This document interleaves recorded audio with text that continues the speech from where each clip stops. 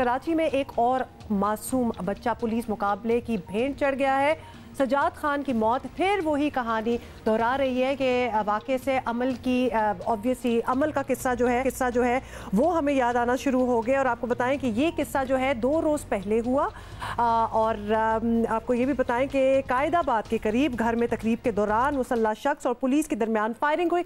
Exactly वही किस्सा जो पहले भी हो चुका है कि पुलिस और मुसल्ला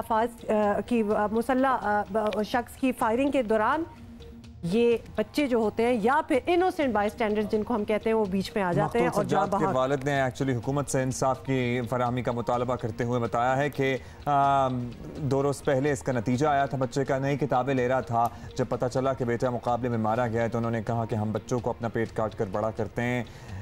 बड़ा खून पसीना भी इसमें लगता है और पुलिस यूँ इन्हें बेदर्दी से मुकाबलों में मार देती है।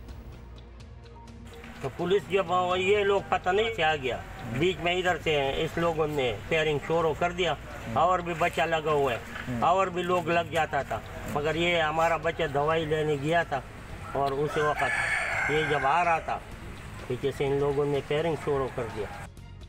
और आपको बताएं कि एसएसपी मलीर इरफान बहादुर ने बताया कि मुकाबले के दौरान 2 पुलिस एहलकार भी जख्मी हुए। पुलिस ने एक मुलजिम शेर जमान को जख्मी हालत में गिरफ्तार करके असला बरामद कर लिया और दूसरी जानिब लवाहिकीन का इल्ज़ाम है कि इलाके में मंशियात फरोश हनीफ का अड्डा मुबैना तौर पर पुलिस की सरपरस्ती में ही चल रहा था।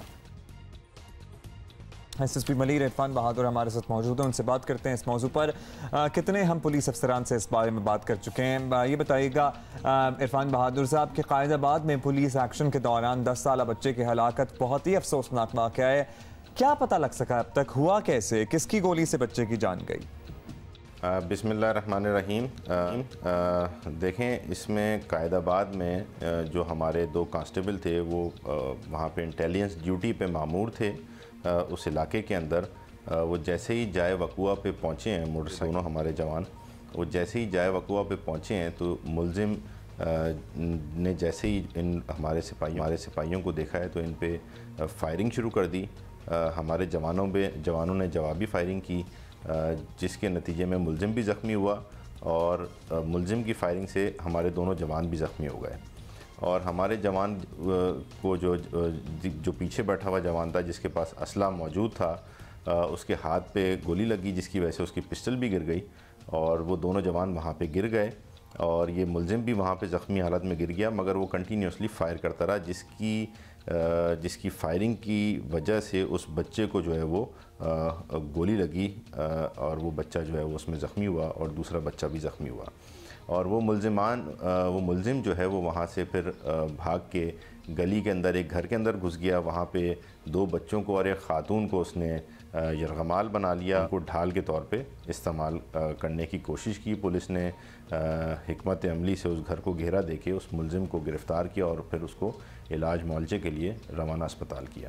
अच्छा, आपका मौक़िफ़ है कि मुल्ज़िमान की फायरिंग से बच्चे ज़ख्मी हुए। अच्छा, ये भी बताइएगा कि कायदाबाद वाले मामले की मुकम्मल तफ्तीश हो और अगर पुलिस का कोई कसूर निकले तो उन्हें सज़ा दी जाए, ये आप ही ऑब्वियसली यकीनी बना सकते हैं। तो क्या शहरी तसल्ली रखें, इस बार इंसाफ होगा?